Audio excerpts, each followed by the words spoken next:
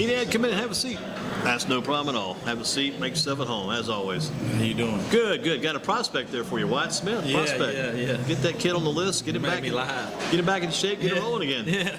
He was familiar with the league. He knows that Greensboro NAB. He said he's trying to step his game up and reach that level you guys have laid out there. He can play now. Yeah. What about yourself? You guys are playing any yet? The league's getting ready to start up? About 24 days. 24 days. Have you had to draft yet or anything, all those things? We're putting teams together. Teams are pretty much intact. We place players on teams. We'd have a draft if there was an overflow. Did you have a draft one year? Ever had a draft? The first year. I thought you did something kind of like a draft one year. Yeah. Gotcha. It's like a supplemental. How many teams will be in the league this year? 7 teams. Any new ones? Any? The Greensboro Yankees are coming back, and then they kind of went independent for a year and tried that. Traveled some. There's a new team, the Carolina Marlins, which is actually the Braves, coached by Tony Brackett, and the Kernersville Marlins. They kind of combine. They kind of merged then, huh? Yeah, so they're going to be very strong. There's a lot of Greensboro college kids on that team. How about your Pirates team? Are they back this year? Yeah. I just found out that Andrew King is going to be on that team. Tall left-hander? Yeah. He's going to be a young player, isn't he? Yeah, he's going to Central, North Carolina Central. Is he really? Yeah. Wow, I guess he's a senior this year then. Yeah. Wow, hard to believe that kid's already a senior, already getting ready to graduate. I think they're playing Southern here at 7. 7 o'clock, Southern Guilford. Yeah, and they've got Southwestern Randolph tomorrow, right? Which will be on. We're still on for that, exactly. Yeah. So is King throwing today? Do you know, since it's a conference game, you expect he'll throw today and somebody else throw tomorrow? Mars a conference game too. I think he might be. The other night he threw like 2 or 3 innings against. I think it was West Forsyth or North Forsyth. North Forsyth, yeah. That's a game they lost. They probably should have won. It was a tough loss. Because they beat North the first time, I think 10-4, and lost that game of the night like 4-0. 3-2. Yeah, 3-2 that night? Okay, 3-2, gotcha. Yeah. Gotcha. Western Guilford's struggling some this year. What's going on over there? What's happening? They got to get back in order. What are you seeing? Is it a young team? Is that the problem? Real young? Yeah, very young. There's not many seniors, but I would say they need probably some depth at catching. Probably a little depth at pitching. You know how that goes. Right. The catcher they have, I can't remember his name, but he's improved a lot this year, and he has a lot of heart. But I think he's kind of throwing back there, from what I gather. And who's been? What about Mr. Olszewski? Has he done well for them this year? He's doing well. Is he? Flowers has done real well. How about the flipping kid? Flipping very good. Nuzdio, yeah. There's a kid named, I think his first name is Sakai, or his last name, he's playing second base. He impressed me the other night. A young team with some kids who are like brothers of guys that already graduated. They're a very close team. They have really improved. Causey has always finished strong and got the most out of his players. So these kids aren't dragging after all this tough time. No, they're very close. They were hitting out in the cage the other night. So yeah, it's good signs. Southwestern Randolph tomorrow night. Yeah. Gonna be fun, I think, seeing that, because it sounds like the weather is gonna be okay. Knock on wood. Yeah. Kind of look forward, because they say it may get a little rougher over the weekend. But it sounds like Friday is gonna be decent weather tomorrow. Then. Good. What's been happening with you this baseball season the past couple of weeks? What are you up to now? What's happening? Are you getting the league ready? You're doing some Western Guilford stuff, still doing some PA for them? Yeah. What are you doing right now? What's your schedule like? Just completed this NABA schedule, so that was put out, posted, and very clean. Had to make 1 or 2 adjustments on that, but that's probably. Now, where are you playing any games at this year? Back to Western Guilford College. Oh yeah, Western Guilford. Mostly at Western Guilford, and then some weekends at Guilford College. A little bit at Deep River and in High Point. But not as quite as much there as you were last year? Just at the beginning of the year while the schools are still in. Gotcha. And we're planning to play a game at Old Bull Durham Stadium. Really? On July 18th. That's pretty fun then. Yeah. We got a good How'd you get that worked out? The guy who's going to play for me, Robbie Hoops, he hasn't played in a year. He played with the Carolina Rebels.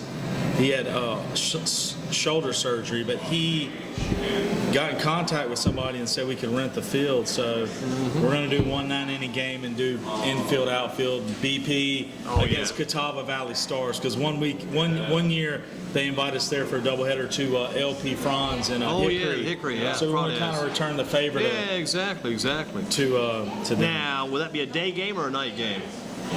Probably a twilight game. Gotcha. I'm gonna shoot for. Start for about 4 or 5 o'clock. Yeah. Finish up about 7 or 8. Something like that. Gotcha. That should be a good. That'd be your first time, like in at least you hosting a game in a big stadium like that. Yeah, first time. Yes. You guys just all you have to do is pay the fee and walk in and play. You don't do any pregame field work or anything. No, nothing. Just walk in and play. That's right. That'll be a lot of fun. Yes. But you don't have to worry about the lights. No lights at night. I think I don't know if we'll have lights or not. Just wondered if that would be extra if it was included in the fee. How that might work or not. So I was thinking one day we need to get a game down at the New Bridge Bank Park. We need to find what the place. Yeah, we can do that. Get the All-Star game down there one day. That's what we need to do. Yeah, we can do that. A lot of people have used that stadium before, but if I were going to get here's my plan. If I were going to get the stadium, I want to get it during the day, so you don't have to cut the lights on at night. Yes. You figure they're going to charge more That's to use how the they lights. usually do it. Yeah, I most figure facilities. so. Yeah. How about at Western Guilford? Is all that included in your lease package, the light use? Because you have to use the lights here or something too. Yeah, don't you? everything. It's just the in-kind service. It's just Gotcha. we take care of the field. We've donated to the boosters. I'm in the boosters. Who's the coaches this year in your league? Who's coaching all these teams? In the Greensboro NABA, you can see their ad at GreensboroSports.com. Enad Haddad with us, and he's got his league ready to start about 24 days from now. And who's some of the coaches this year? Well, I was going to mention a few people on the Guilford County Schools have called me and said, we love what you're doing with the Western. You like that? Yeah. I don't want to name any names. Sure. But, What about? I want to, though, but I'm not. I got some pretty, But some pretty influential people. Then. Yes, Good, I was good. very surprised to get these calls. And, Makes you feel pretty good about what you're trying to do. yeah, what I mean, you're doing. they were saying it's happy to see fields being used in the summer, the community mixing with the schools, and working together for the Multi-use. betterment. Yeah, a win-win. But what was that other Coaches, question? the coaches. Tony Brackett, his son Trevor. Trevor. Yeah, I remember Trevor, good ball player. Right? He's coaching the Carolina Marlins, and Trevor Travis, will play for that team, right? Yeah, and Travis Hudson's going to be the assistant. And then Omar Wright will be coaching the Greensboro Yankees. They have a good group of guys. Bill Aarons and Craig Foster will do the Pirates. Okay. Bill's been great. Luke Wilhelm will be doing the Lexington Yeah, because I Orioles. heard Bill mention the other day at the website he was trying to get in contact, I think, with John Barrow to try to get some of the GTCC guys on his team, maybe. Yeah.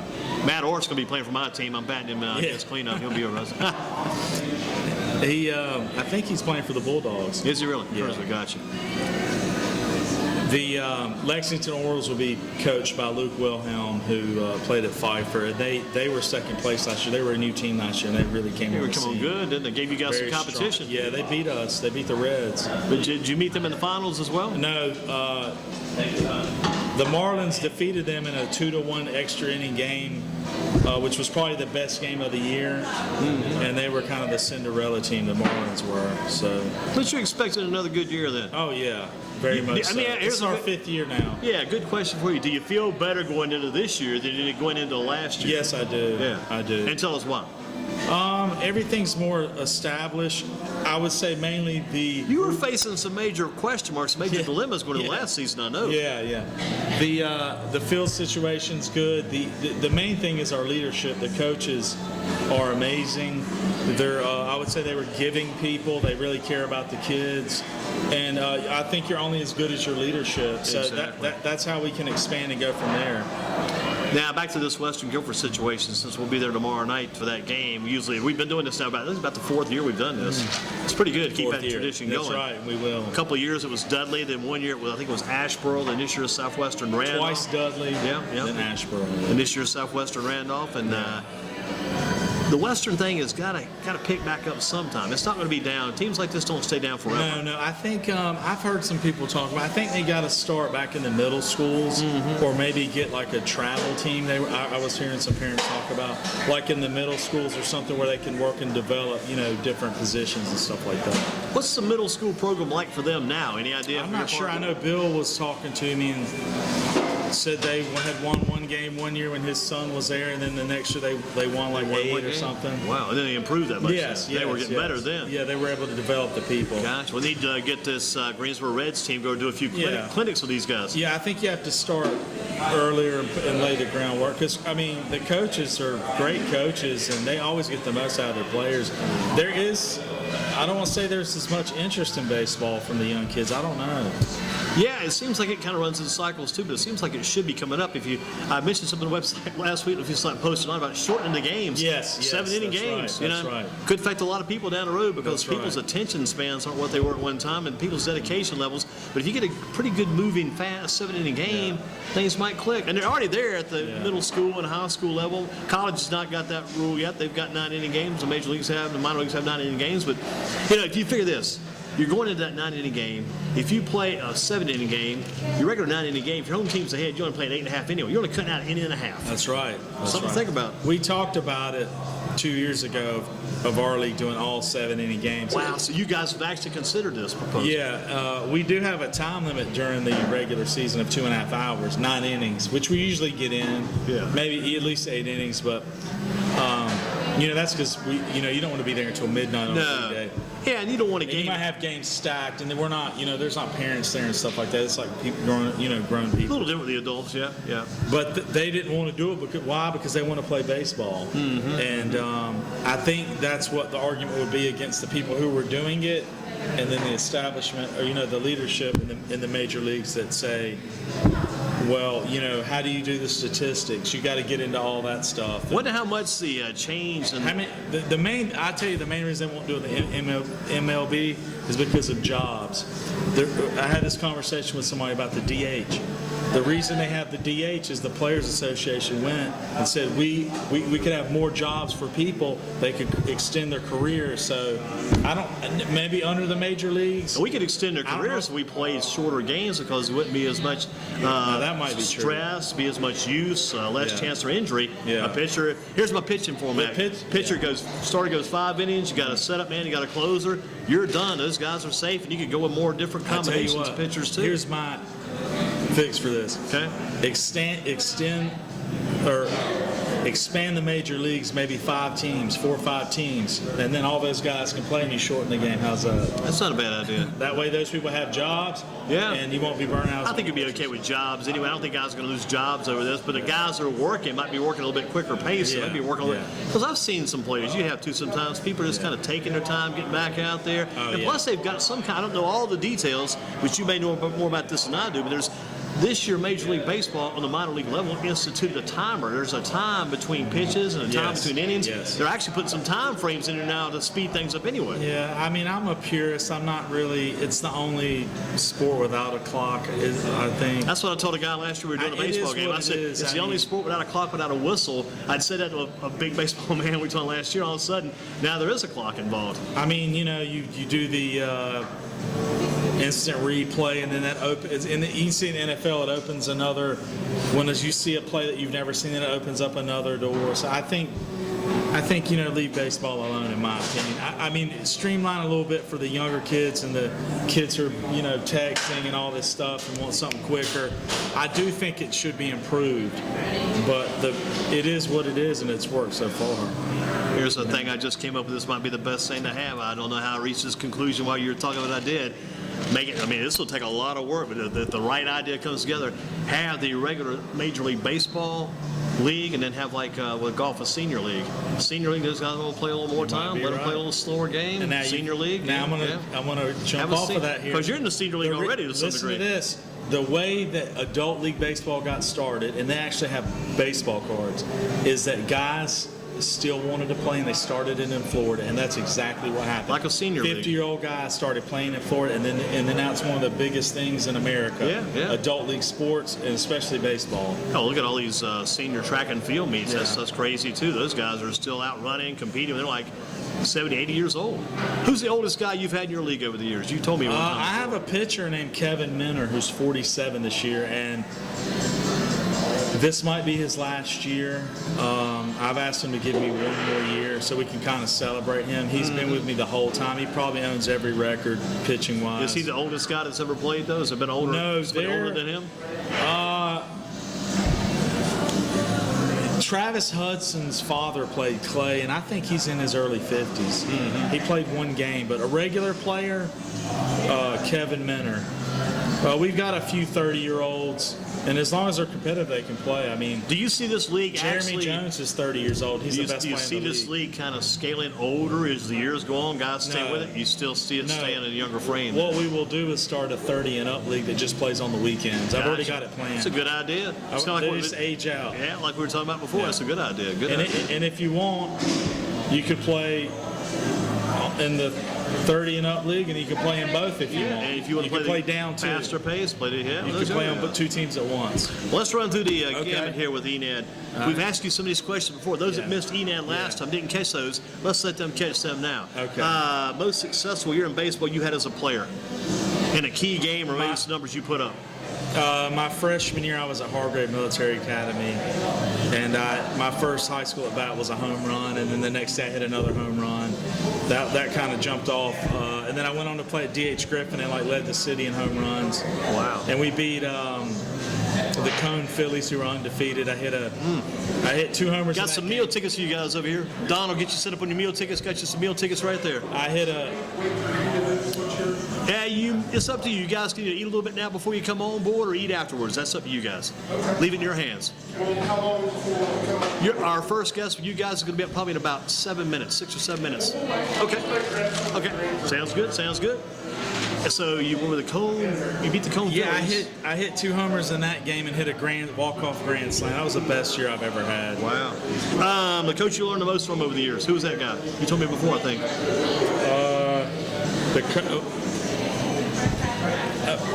Watching or being coached? Being coached. Being coached, probably Alan Ashkenazi. Good stuff. What team was that? Palomino. Yeah. What? Do you remember the name of the team by chance? APW. Yeah, you played for them. That was a good Joe team. Ferguson, our friend, You know a lot coached me from for Joe? Burlington. I'd say him and Allen, but probably Joe Ferguson. Your favorite player growing up as a kid? Pete Rose. Definitely, without a doubt. Yeah, without a doubt. But was he already through playing when you were coming up as He a was. kid? It was like 1980. He was with the Phillies. So you got to see him play a little bit then. That's pretty good. Yeah. I mean, I've had a lot of favorite players, but Pete Rose. Were you ever? I ask you this. I got a question that's coming to my mind when I'm asking these. Go ahead. I've been doing this for years. Were you fine. ever a big Bruce Jenner fan? No, not really. I was. When he was in his track and field, I thought that kind of like guy was. He was like Mr. Wheaties, Mr. Everything. He's a good-looking guy. He was in shape. I remember All-American all the women guy, loved him. yeah. I mean, he was a great athlete, but he was a little before my time. Oh, yeah. I just remember, he was on Wheaties. Just crazy stuff. Crazy stuff. Yeah. Well, let's get back to it. I got the subjects. We got that taken care of. Most impressive player you see out there today in the major leagues? The most impressive player in the major leagues. I might say Andrew McCutchen. Okay, Pittsburgh Pirates. Yeah.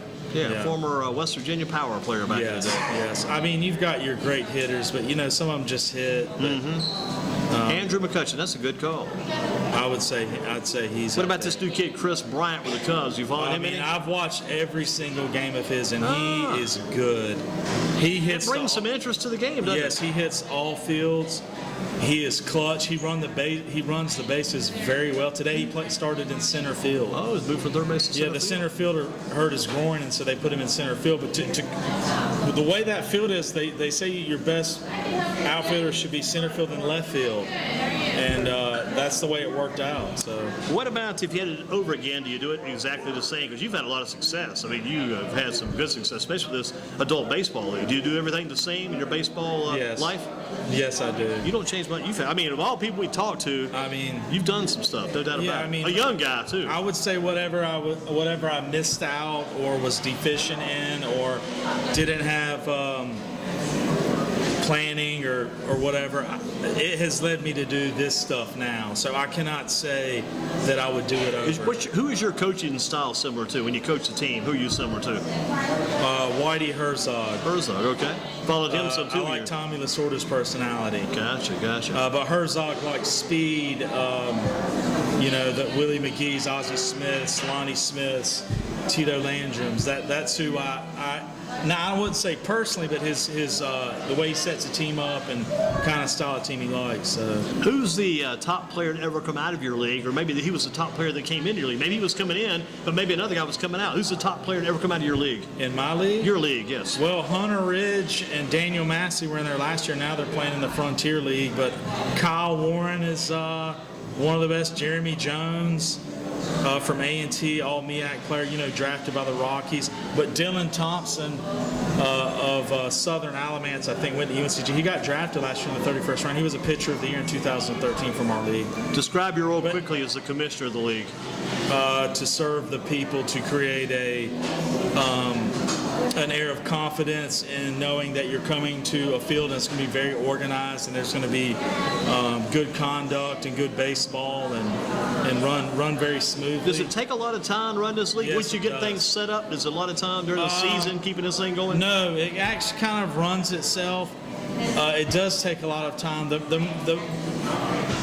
The hardest thing now would be just prepping the fields per se, dealing with rainouts. And you get some help from guys who. A lot of people a lot of the guys are very helpful at fixing the mound and stuff like that. Let's hit this, the outside the line, so to speak. I don't like to use their term. That's, my term is, I've got a good term. I've trademarked this term. I call it, let's go beyond the bases. All right, beyond the bases. That's a good one. I got to use that. Trademark that. I got to trademark beyond the bases. pretty good. Your favorite TV show Right now or of all time? right now? I've been watching a lot of baseball here lately, and I really haven't in recent years. I fell back in love with the game because of the way the pitching and stuff in the game is. Yeah. I watched The Sopranos recently. Do you ever watch The Good Wife on Sunday nights on CBS? The Good No, Wife? no. Do you ever watch Criminal Minds? No. None of those shows. None of the trademark shows. I've been watching stuff on Netflix, and my favorite show is Mad Men. I would say. Okay. So Mad Men on AMC, which is in its last season. Enad Haddad with us, not in his last season. You'll probably do this for another 20 years, maybe, you think? We'll see. Hope to. What about least favorite stoplight in town? Least favorite stoplight. The one over here by when I go to work by Benjamin and Battleground. That's a very, you're coming down Holden, you got to make a left right there, and that stoplight bothers me a lot. Tough light. Yeah. There's one over on Friendly Avenue making a left from Friendly onto West Ridge Road. I'm Yeah. making a turn every Sunday night.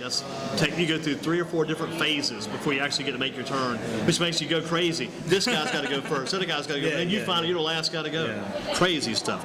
Also beyond the base, so Enad Haddad, your favorite restaurant other than Shane's Rib Shack? Slip a little secret in here with us. Shane's is great. Favorite restaurant. Once a year, I really like 1618. It's my upper end. Is that downtown? No, it's over here on Friendly by the fire station. Ah, okay, fire station. I'm trying to get my Friendly Avenue But straight. Friendly Avenue. I enjoy Lucky 32's right across the street. Gosh, how about, is it 1618? Is that near the, closer toward town? Yes. Near the Mad Hatters? Yes, Near there? Right there. Yeah, right there. Gotcha. I'm glad you, that's good Right there. stuff, good stuff. How about the item you spent the most on last month? Don't have to give us a price. The item you purchased last month you spent the most on. I bought that PlayStation game, the MLB 2K. Same one he bought? Yeah. Wow, everybody, we got to get that. We're going to sell some of those at Shane's. I had a special You got friend. the same one. I was going to go buy a bunch of books from the bookstore to prepare for my fantasy baseball stuff, but a close friend of mine bought me all these baseball books. And you got the. I put them on hold. Yeah. Yeah. But we talked to you about this plan before, but the 2 things in life you got to do before you die one day. What are those 2 things? Get married, hopefully. One's married, what else? I guess along with that would have a child and maybe see them play Have a baseball if family. they want. If they want to be into painting, that's fine with me. But I mean, to be honest with you, I'd like to go to the Jerusalem, to the Holy Land. Go to the Holy Land one time. Yeah, that's what I would like to do. I mean, I have some reservations about that, but if that's what I want to do, would be to travel some. Maybe go to Greece. Get outside Germany. the box a little bit. Yeah, get outside the box and shake myself. Yeah. Yes. Good answers there. Now, here's one final one for you to close it out today. Maybe 2 finals. The person who's influenced you the most over the years was your mom. Who's been the biggest influence on your life? Helped you to get where you are today. I mean, truly, it would be my mother, but it would be the pastor of my church. And What's his name? Can we mention him? Pastor Joseph Coyne at Harvest World Outreach Church. Joseph Coyne. Yeah, I have. Is that Misty's husband? Yes. How do you know that? I knew it. I taught Misty in school. Really? Misty Harden. That's right. Man, so I thought, you know Reverend Judy? her mother. I remember her Yes, mother, but yes. Misty Harden knew Misty when she was like this tall. Yes. So you know yes. Misty then? Yeah, I've been going there for 10 years. Dude, But you- I you- would say, Look at Misty Harden. the principles and the structure, I had applied to NABA. What you learned there? Well, yeah, just the way that The Harvest Church. Yeah, Harvest World Outreach Church. Are they located off of Wendover over there? Somewhere? No, over Victory Chapel and like Old 85. You can see Oh, from okay, and the highway. you're Ragsdale, kind of that way, Yeah, that way. But Interesting.